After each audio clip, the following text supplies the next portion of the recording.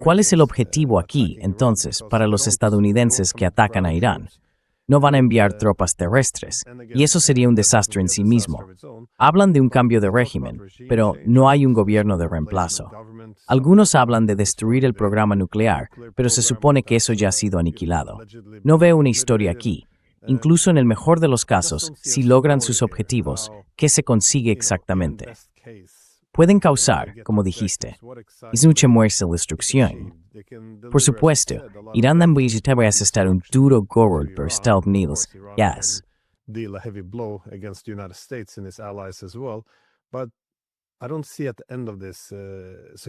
Pero no veo al final que la seguridad de Estados Unidos se vea reforzada.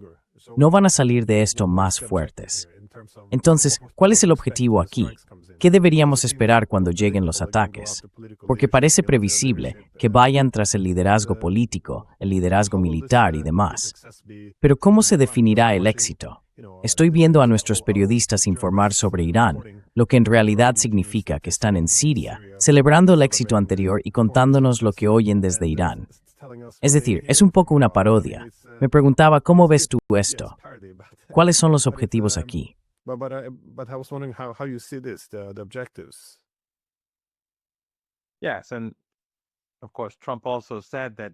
Sí, por supuesto, Trump también dijo que fue él quien llevó a Jolani o al Julani al poder. Quiero decir, ahora todos han quedado al descubierto. Los aliados regionales de Estados Unidos, Turquía, Jordania, Qatar y otros, todos han quedado al descubierto. Quienes no quieran abrir los ojos, los mantendrán cerrados hasta el fin de sus días. Pero ahora todo está claro. ¿Quién está con quién? ¿Quién apoya al pueblo palestino y quién se opone enérgicamente al genocidio? ¿Quién lo combate activamente?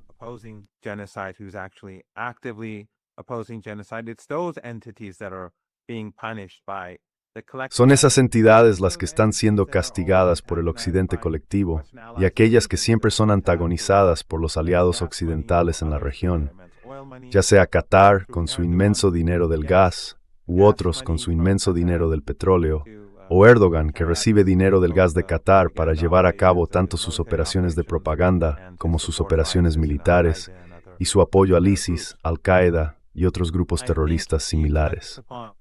Creo que has tocado un punto clave. Estados Unidos no ha desplegado tropas terrestres. Y si quisiera librar una guerra con Irán, tendría que enviar quizá 1,5 millones de soldados, lo cual creo por sí solo destrozaría la economía estadounidense. Probablemente ni siquiera sea factible.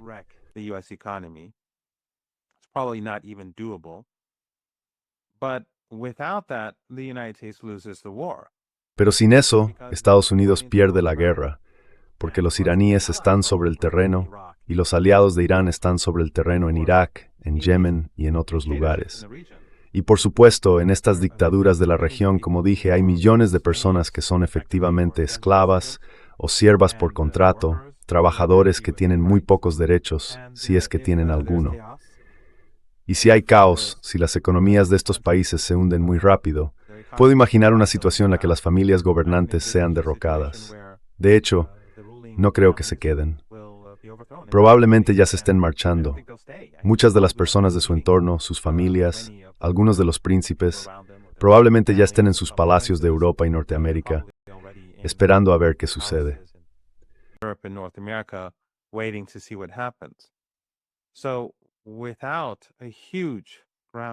Entonces, sin una gran presencia terrestre, ¿cómo va siquiera Estados Unidos a derrotar a Irán?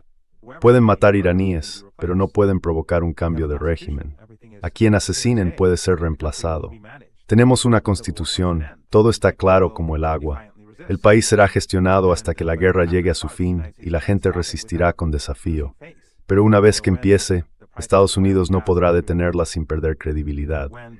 Así que, cuando el precio del petróleo y del gas se dispare, cuando Estados Unidos empiece a sufrir bajas, cuando sus leales aliados en la región comiencen a tambalearse y colapsar, ¿cómo va Trump a hacerlo o cómo va a apartarse del conflicto y aún así presentarse como un vencedor?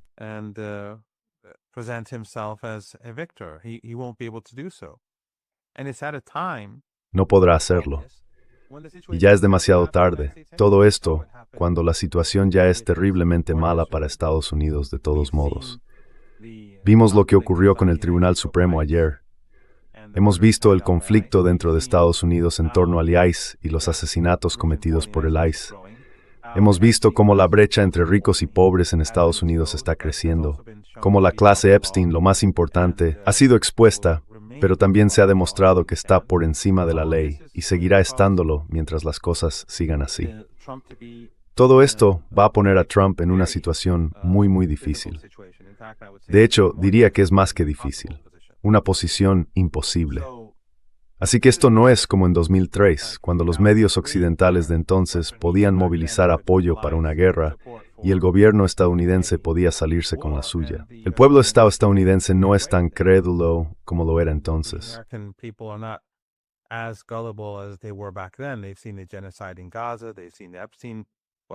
Han visto el genocidio en Gaza, han visto lo de Epstein, bueno, un poco de los archivos de Epstein.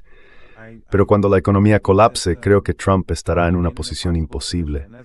Y como dije, es la resistencia la que tiene tropas sobre el terreno, no Estados Unidos. Yemen hoy es mucho más fuerte de lo que era hace un año. Incluso cuando Estados Unidos llevó a cabo su guerra de 7 semanas contra Yemen y fracasó, aquel Yemen es diferente de este Yemen. En Irak, la resistencia se está preparando. Ya los hemos visto revelar bases subterráneas llenas de drones y otras capacidades. Así que no es como si Estados Unidos fuera el único bando preparándose para la guerra. El otro bando también se está preparando. Pero además, tiene fuerzas terrestres en gran número y tiene la capacidad de destruir todo en el Golfo Pérsico, al otro lado del Golfo Pérsico y en el Cáucaso.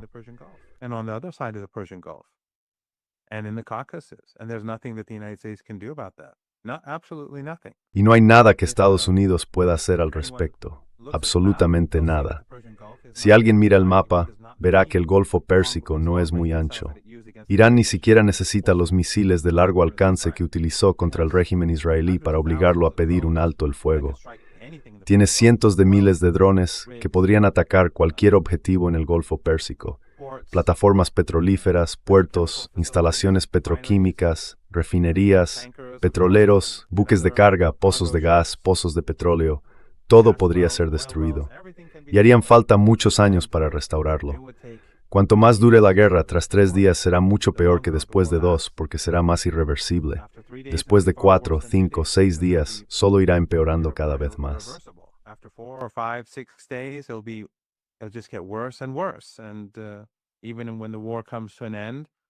E incluso cuando la guerra llegue a su fin, llevará mucho más tiempo restaurar esas capacidades.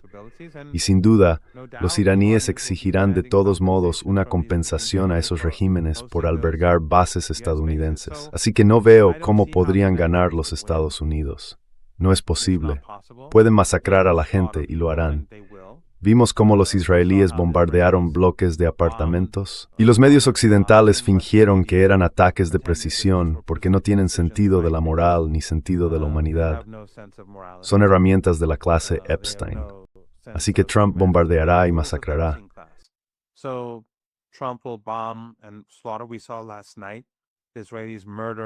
Anoche vimos a los israelíes asesinar a un gran número de niños libaneses, una familia entera, mientras rompían el ayuno. A nadie en Occidente le importa. En Gaza están masacrando gente todos los días y a nadie le importa. Me refiero a la clase dirigente, a los medios, a la clase Epstein y a quienes trabajan para ellos en todo el mundo occidental. Así que tampoco les importará cuando Trump bombardee infraestructuras civiles y asesine a iraníes comunes. Pero eso no traerá la victoria a Estados Unidos. Todo esto conducirá a la derrota, y solo será cuestión de tiempo antes de que Trump se vea obligado a declarar una victoria falsa y retirarse. Pero todo el mundo sabrá que el fracaso es suyo. No estoy seguro. No sé si habrá una guerra.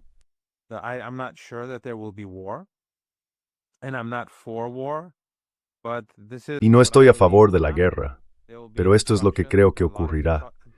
Habrá destrucción, mucha destrucción en Irán, porque Estados Unidos, el régimen israelí y los regímenes occidentales en general son todos despiadados e inhumanos. Lo hemos visto en los documentos de Epstein en la naturaleza de esa gente. Pero creo que el daño causado a la economía global será mucho mayor. Cuando las fábricas cierren, cuando las empresas cierren, el edificio puede seguir en pie, pero será un edificio vacío. Y entonces veremos, creo, a personas de todo el mundo desplazándose. En América Latina, si ahora están molestos por la inmigración, el movimiento de personas será mucho mayor que nunca. En África y en Asia también.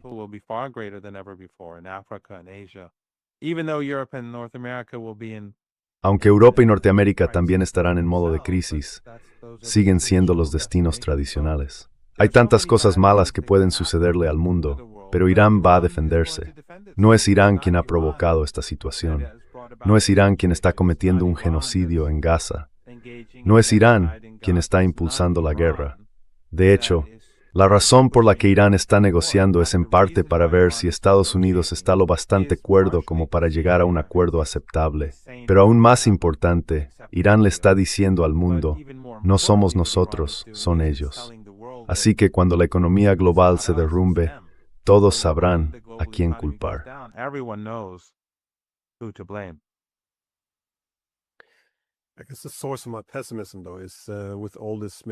Supongo que la fuente de mi pesimismo, sin embargo, es que con todo este material militar desplegándose y todo este alarde de fuerza, resulta casi imposible dar un paso atrás y, como dije al principio, encontrar una vía de salida.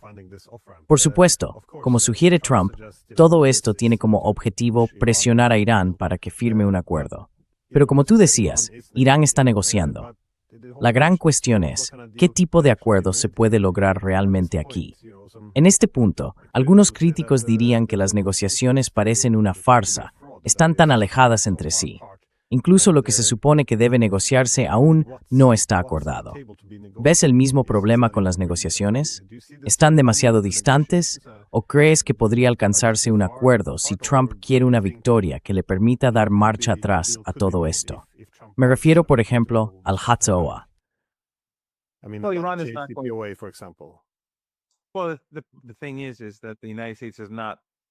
Bueno, la cuestión es que Estados Unidos no se aleja tanto de sus declaraciones públicas. No está hablando del JCPOA, está hablando de los aliados regionales de Irán, y eso está fuera de la mesa. Irán no los discutirá. Está hablando de las capacidades militares de Irán, y eso está fuera de la mesa. Irán no las discutirá. Está hablando, al menos públicamente, de que Irán renuncie a su programa nuclear y a su derecho al enriquecimiento. Todo eso está fuera de la mesa. Pero una muestra de la fuerza y la posición de Irán fue lo que vimos durante aquel espectáculo en Turquía, cuando Estados Unidos pedía que las negociaciones se celebraran allí, y Turquía, por supuesto, siendo una entidad de la OTAN.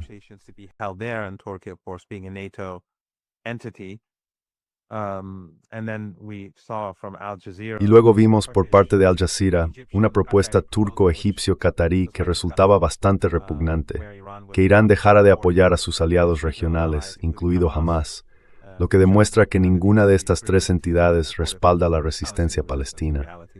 En realidad, están en el campo de Estados Unidos.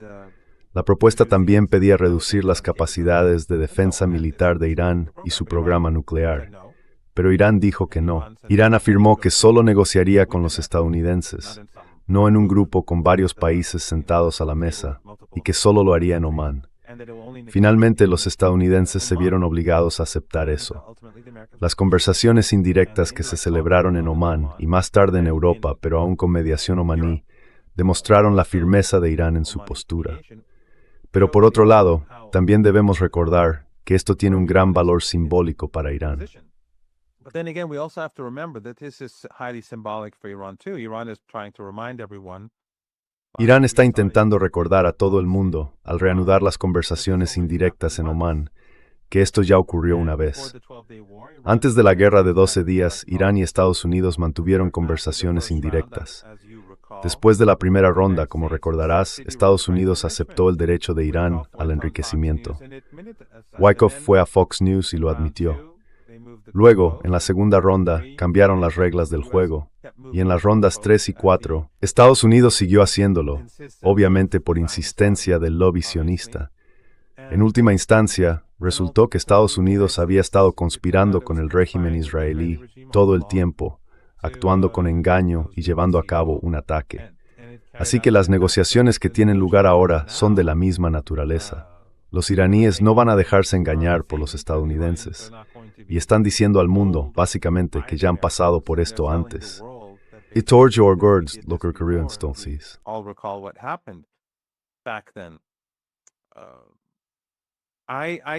De nuevo, no puedo decir qué ocurrirá. Irán, sin embargo, se está preparando para la guerra, y cada día se prepara más.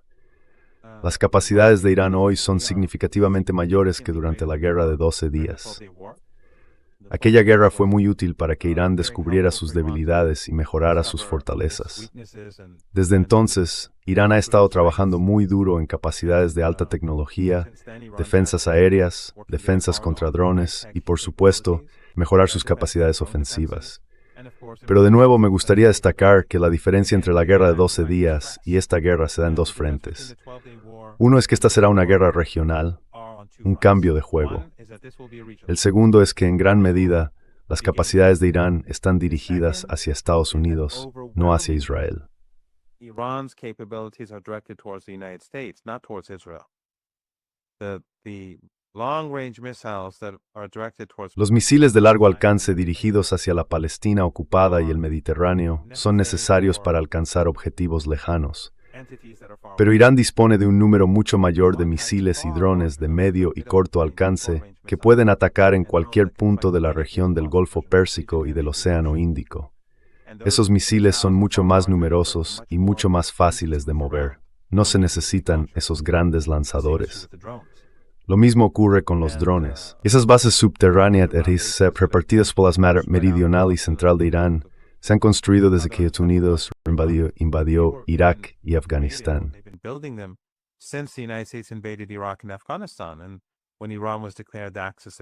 Cuando Irán fue declarado parte del eje del mal, y Bush, y más tarde Obama, empezaron a decir que todas las opciones estaban sobre la mesa, el poder de fuego de Irán dirigido hacia Estados Unidos, sus aliados y sus activos en la región, se volvió mucho mayor que el que utilizaba contra el régimen israelí. Y por supuesto, Irán aún puede usar esos misiles de largo alcance, que ahora son mucho más numerosos, más precisos y con cargas más potentes.